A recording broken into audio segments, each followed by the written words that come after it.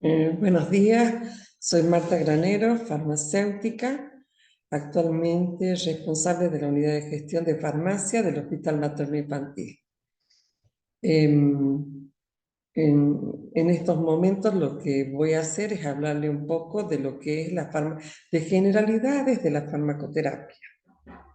La farmacoterapia es llamada también tratamiento farmacológico, terapia medicamentosa o tratamiento con medicamentos. Eh, ¿Qué sería la farmacoterapia? Es el tratamiento con cualquier sustancia diferente de los alimentos que se usa para prevenir, diagnosticar, tratar o aliviar los síntomas de una enfermedad o estado anormal. Tenemos diferentes tipos de farmacoterapia. Tenemos la terapia específica o curativa, que es en la que se busca eliminar las causas de la enfermedad. Un ejemplo de este tipo de medicamentos son los antibióticos, que se encargan de eliminar los agentes causantes de la enfermedad. La terapia paliativa tiene como objeto aliviar los síntomas del paciente. No busca erradicar la enfermedad, sino que el enfermo se sienta mejor y no tenga dolor. Se trata de los medicamentos analgésicos, como puede ser una aspirina o bien una morfina o metadona en el caso de pacientes oncológicos, los cuales tienen obvios efectos paliativos. La terapia de apoyo está dirigida a mantener la integridad física del paciente hasta que éste esté preparado para un tratamiento más específico. Normalmente estas terapias de apoyo se llevan a cabo después de que el paciente ha recibido un tratamiento muy agresivo. Entonces se lo mantiene con terapia de apoyo y recuperado se sigue con este tratamiento agresivo. La terapia sustitutiva se encarga de proporcionar una sustancia que normalmente ya debería estar en el organismo y, sin embargo, debido a la enfermedad, los niveles de esta sustancia se han visto alterados o erradicados. Sería el caso como de la supresión, por ejemplo, de un testículo, donde se le administra al paciente testosterona de forma mensual para que no vea deteriorada su masculinidad, por ejemplo. Terapia restaurativa. Su finalidad es recuperar la salud del paciente. Generalmente no está relacionada con la enfermedad original y se emplea durante el tiempo de convalecencia. Los principios básicos de la farmacoterapia son la farmacocinética, farmacodinamia y farmacogenética. Con respecto a los tratamientos farmacológicos, estos son los más utilizados en pediatría, debido a que cada mes con la tecnología encontramos mayor cantidad de terapias que son efectivas y complejas. Esto no hace que los riesgos sean menores. Siempre hay que tener cuidado y evitar al máximo los riesgos.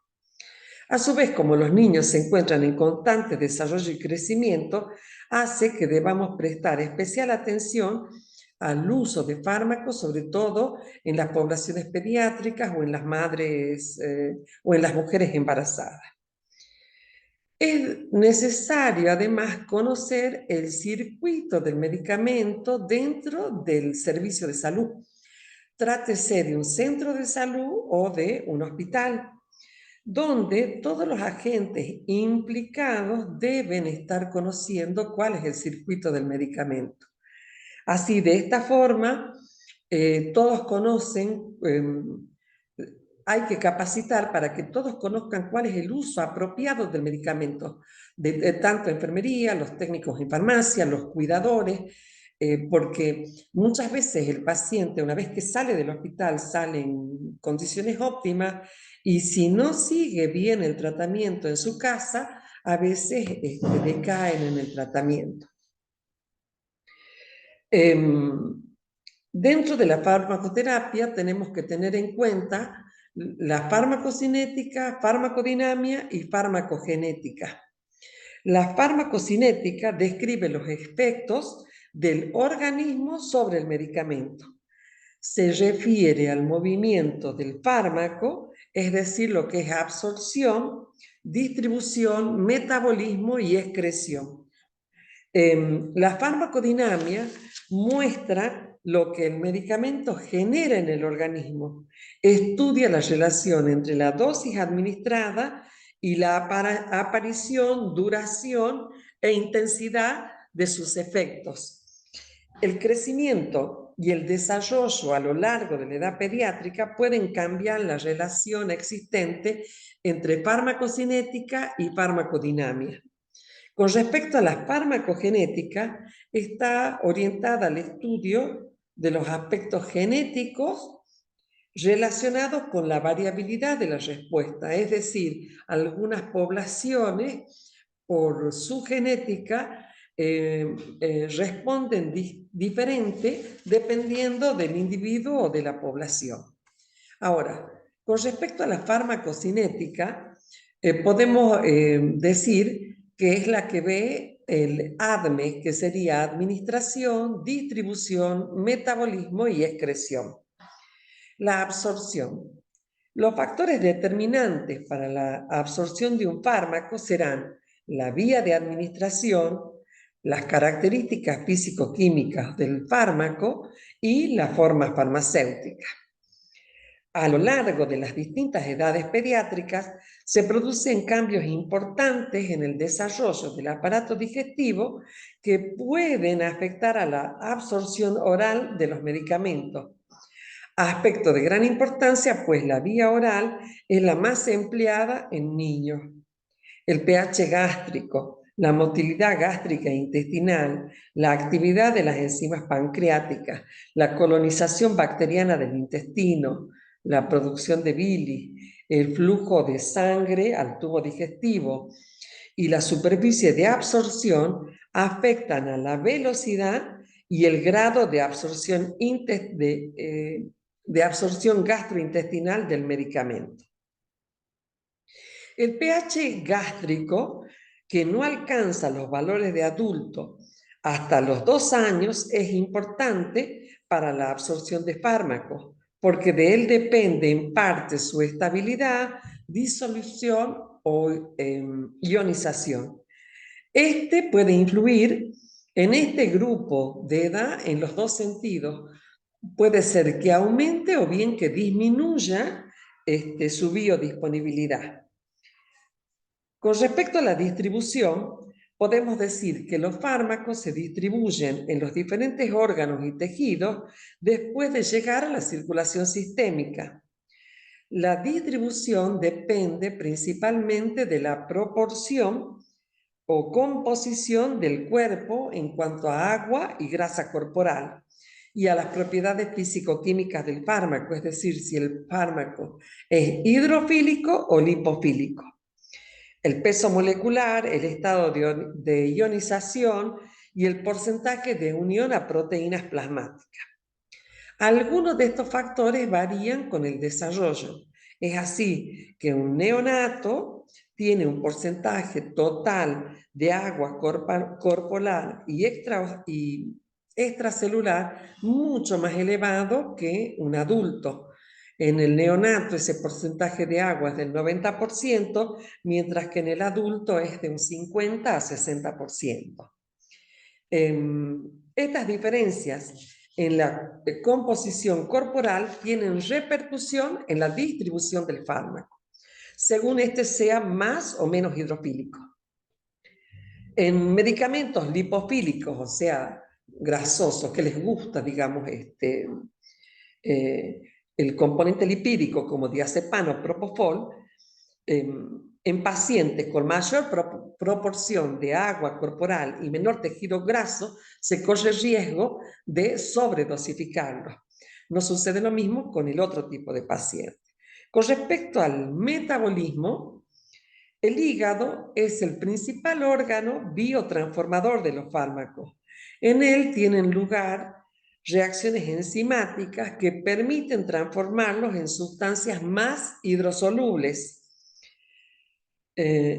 más fácilmente eliminables. La actividad enzimática es muy dependiente de la edad del paciente. Las reacciones de fase 1 como oxidación o reducción están reducidas en neonatos y lactantes, alcanzándose su mejor valor a los 2 a 3 años. Mientras que la acetilación, gluconoración, recién se logra cuando el paciente, cuando el niño tiene edad escolar. Excreción. Con respecto a la principal vía de excreción es el sistema renal y está condicionado por la inmadurez en las primeras fases de la vida. La tasa de filtración glomerular en neonato es de un 15 a un 30% menor, un 15 a un 30% con respecto a la de adultos. Alcanzando valores adultos recién alrededor de los 2 años. Como resultado de esto, el aclaramiento de los fármacos eliminados por vía renal, como los aminoglucósidos y la vancomicina, se reduce en los recién nacidos y lactantes. Sin embargo, se observa que esto se aclara más cuando a partir de los 12 meses. Bueno, ahora vamos a hablar de la administración. La administración de medicamentos pediátricos, sobre todo, requiere conocimientos específicos de formas farmacéuticas disponibles que mejor se adapten a los niños, a su patología y a su vía de administración. Las particularidades de las vías de administración serían las siguientes. La vía oral, que normalmente son líquidos como soluciones, jarabes, suspensiones, cápsulas, tabletas, comprimidos masticables. Las ventajas que tiene la vía oral es la gran cantidad de medicamentos disponibles para ser utilizados por esta vía y es la más segura, menos costosa y la utilizada con mayor frecuencia. La desventaja es que a veces no se absorbe todo lo que se ingiere y algunos medicamentos irritan el tracto digestivo. La vía sublingual es la que se administra bajo la lengua o entre encías y los dientes para que sean absorbidos por los capilares de la zona. La ventaja es que es una vía muy rápida. El medicamento ingresa directamente al torrente sanguíneo sin pasar por la vía intestinal y por hígado. Las desventajas son pocos los medicamentos que se absorben por esta vía. Bueno, vías parenterales. Las vías parenterales vienen del griego que dice para, que significa al lado de y enterón intestino, o sea, al lado del intestino. Una vía parenteral sería aquella que administra sustancias en el cuerpo por vía diferente de la vía digestiva. Se utiliza cuando la administración oral no es viable, deseable o efectiva. Las vías parenterales son la vía subcutánea, la vía intramuscular, la vía endovenosa y la vía intratecal.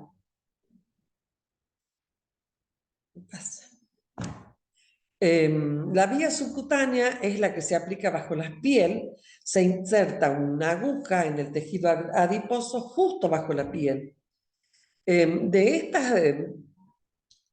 estas vías, de la que en especial quería hablar, es de la vía intravenosa. Esto se coloca en una vena, se inserta una aguja directamente en vena.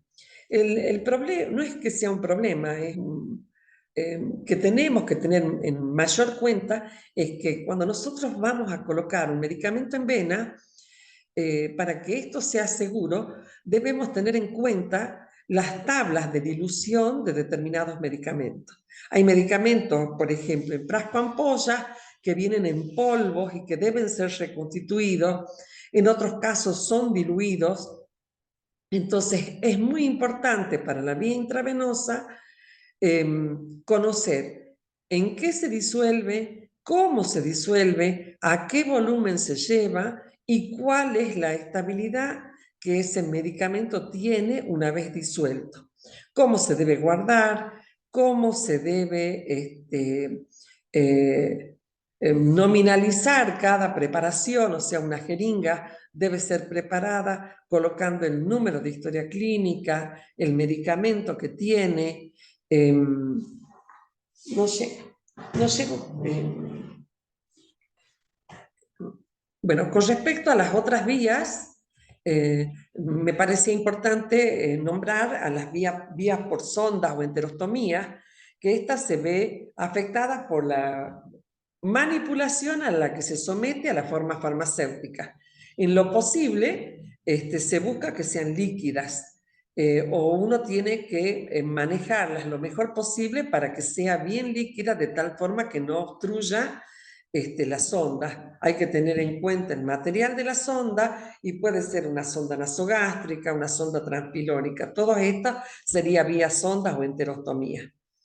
Tenemos otras vías como la vía nasal, la vía inhalatoria, la vía cutánea, vía transdérmica, que es cuando se coloca un parche y ese va haciendo efecto en el tiempo, vía rectal, que sería colocar supositorios, vía vaginal, ótica y oftálmica. Un punto importante me parecía que era hablar de una formulación magistral que es muy utilizado en pediatría, que es disponer de un medicamento que no se consigue en una farmacia oficinal, donde el médico solicita o hace una prescripción y en el servicio de farmacia se prepara esa medicación en forma especial para el paciente. El objetivo de una formulación magistral es disponer de un medicamento eficaz, seguro, estable, de fácil administración, con aspecto y sabor agradable para facilitar la adherencia, que sea bien tolerado, de fácil preparación y manteniendo el nivel de calidad adecuado.